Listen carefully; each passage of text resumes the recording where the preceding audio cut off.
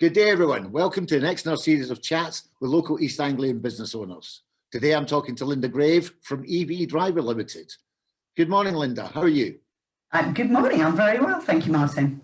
And thank you so much for taking the time to chat today. I'm really excited to find out more about you and about your business. So on that point, why don't we just get started with, why don't you tell me a bit about your business?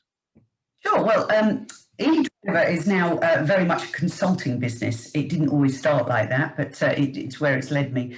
So I started EV Driver back in 2016. The idea was that electric vehicle charging for rural areas living here in the East was not going to happen anytime soon. So the government was focusing quite rightly on inner cities and pollution levels. But I felt that my customers were starting to ask, and sorry, I should have said at the beginning, I ran a renewable energy company for 10 years. So with that, I was doing a lot of solar PV, touching on battery storage towards latter days. And my customers were starting to ask about electric vehicles. So I thought, oh, blimey, I better find out a bit more. So had started researching. And then, as I say, by 2016, thought we need a public network in the east of England. And I was already doing a little bit of work with some councils and the East of England Co-op. So talked to them about electric vehicle charging and basically started building a network.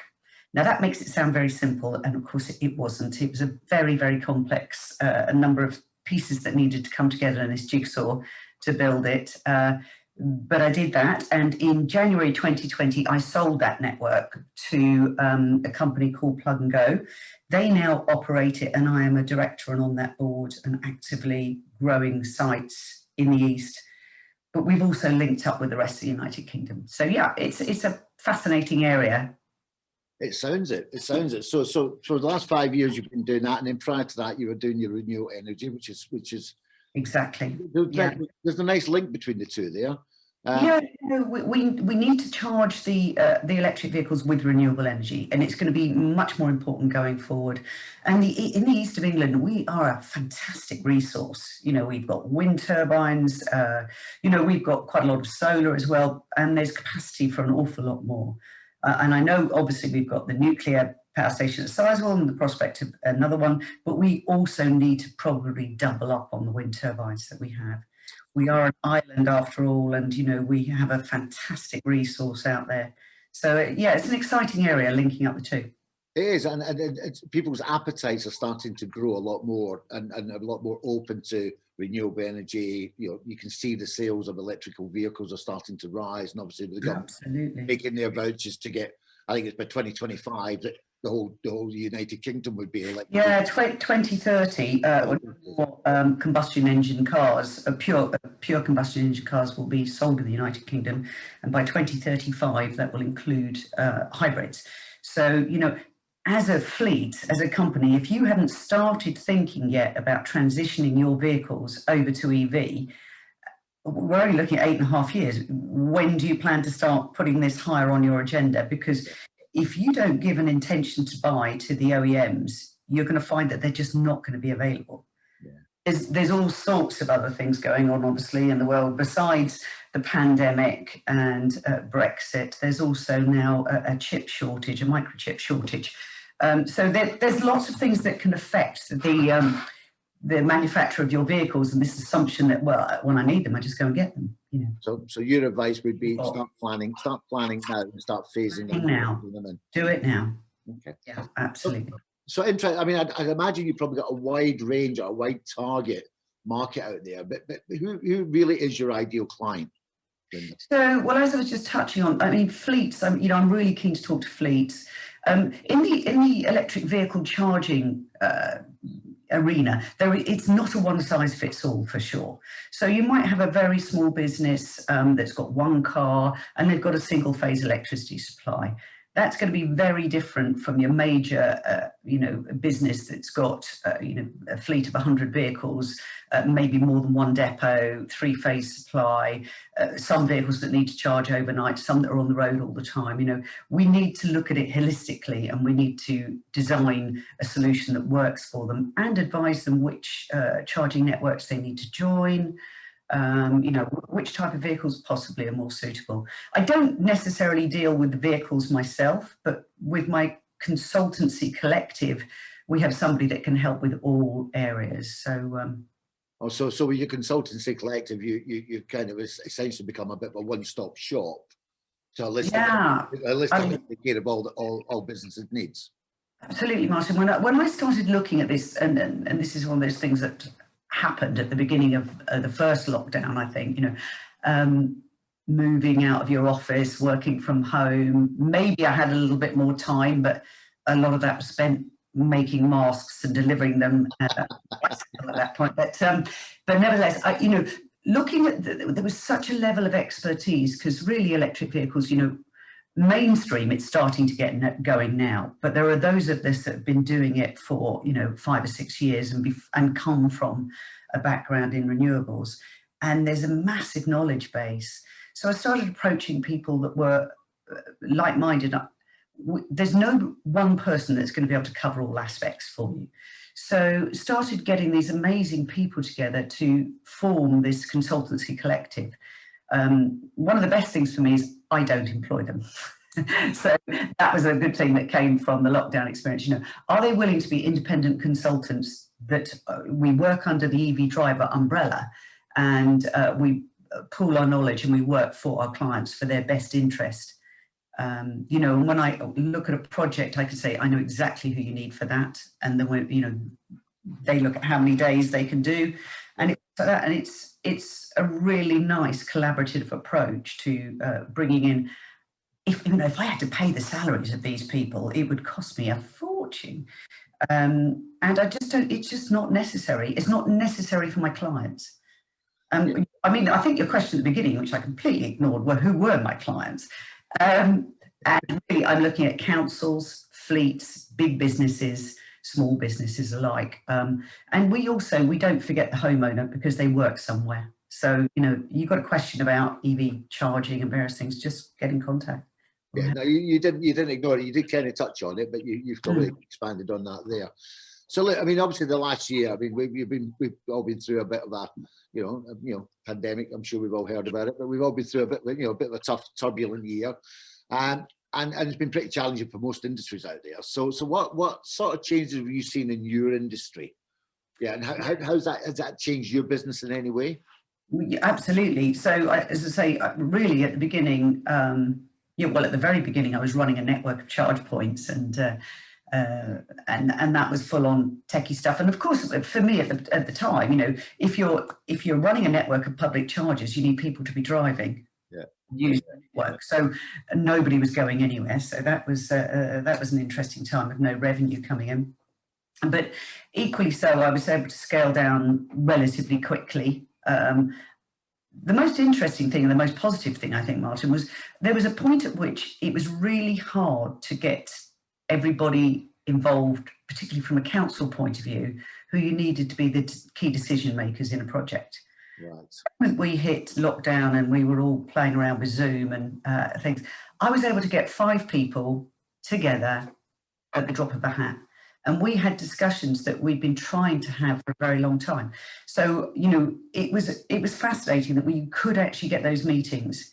And even though I'm promoting electric vehicles, I want less traffic on the roads. You know, my core values are about the environment, and anything we can do to decrease unnecessary travel and make meetings via Zoom, Teams, whatever it might be, is going to be better for everybody. So, you know, we can fit more into a day, which is incredible. Well, that kind of leads on to some, you know, some of the positive changes that lockdown may force business to make. You know, and are you saying that that's some of the things you're going to carry forward? So you can do more Zoom meetings, less face-to-face, less travel? Yeah, absolutely. I mean, don't get me wrong, I'm desperate to go to some of the events again and meet people and speak face to face. And there's a lot of knowledge sharing that goes on, you know, at our industry events and things like that. And without those, I think we all start to go a little bit stale. I have tried to be involved in as many of the online events, and a lot of people were able to transition quite quickly. And we've had a number of fairly dynamic events going on in the background, which has been great, but it doesn't replace the face-to-face. So I do look forward to that, and meeting clients, things. But equally, yeah, there'll be a lot more meetings that, you know, I'm dealing with some people in the north of England now, but the consultants that I have are based all around. I even have one in Toronto. So when we want a meeting, we do have to make that one in the afternoon. But, you know, I thought you were about to say we must make that one a face-to-face in Toronto. Yeah, well, that's a good point. And Plug and Go are based in Guernsey. So we're all doing a lot of meetings all over the place, but we do long to meet up, for sure. But it shouldn't stop us anymore. No, I'm intrigued. I mean, in terms of face-to-face meetings and versus Zoom meetings, have you found that people are more present in the Zoom meetings than they would be sometimes in the face-to-face meetings? I think when you go, it's really interesting. I think if you've got a small Zoom meeting, if you've got one of these conferences and there's loads of people in the room and then they switch their video off, you know, they might be watching the telly. You've got no idea whether they're actually paying any attention. But if it's an actual meeting, and I do think some of them, you know, some of them are scheduled for too long. And maybe you say, okay, let's have a half an hour meeting. Here's the agenda points before we start. This is what we need to get done. Then we can make better use of everybody's time, and then you can have a catch up later. Okay. But yeah, you know, there are a lot of positives, I think, that have come out of this. And I'm one of those people, my glass is half full, so I tend to forget about the negatives fairly quickly and move forward. But, you know, it's just my personality type. You and me both. Yeah. So look, how have you prepared your business for the reopening of the economy? Have you done anything specifically that's helped you prepare? Yeah, I mean, that is this focusing on the consultancy side, redoing bits. Like when you finally got the downtime early on, it's like, okay, that website that we've been meaning to do, and that's always on that to-do list and keeps moving down. Let's get it done. So focused early on that, which was really good.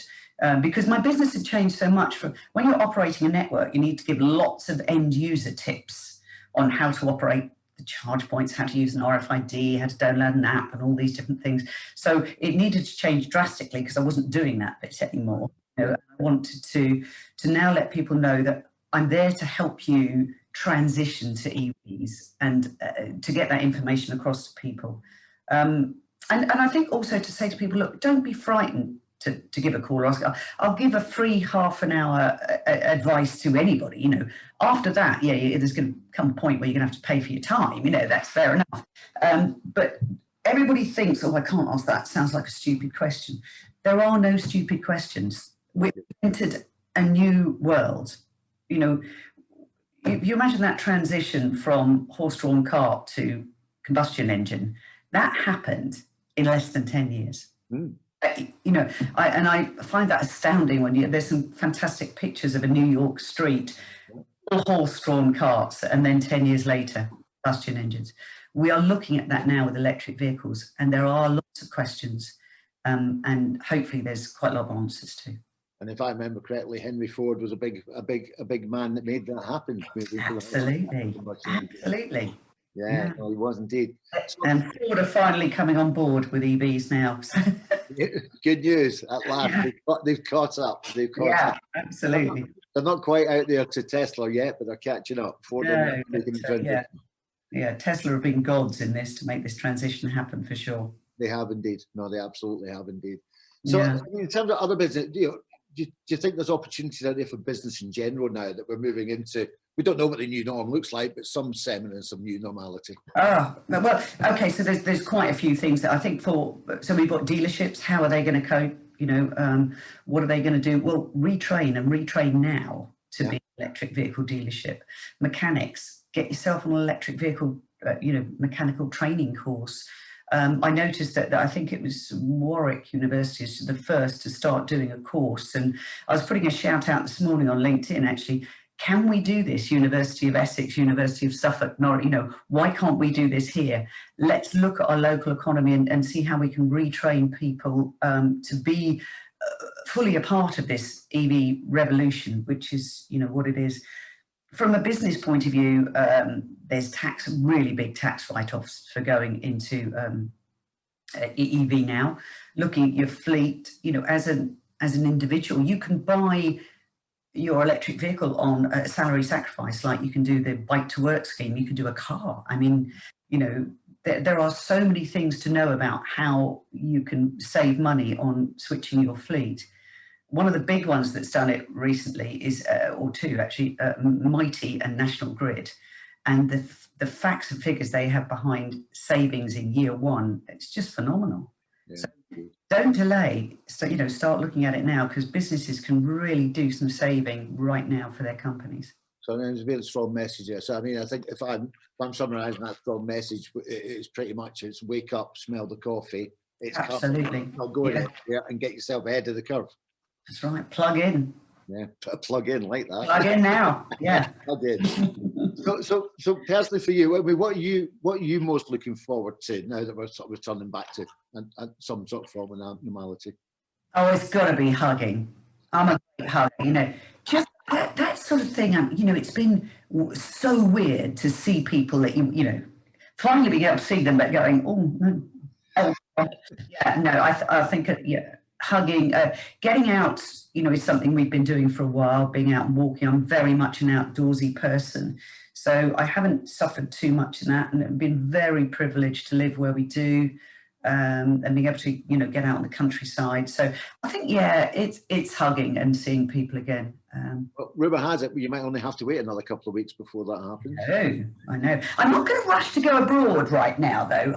And I think a lot of people probably feel like that. You know, I have booked a week away, but it's in Scotland. That's as far as, you know, that's abroad.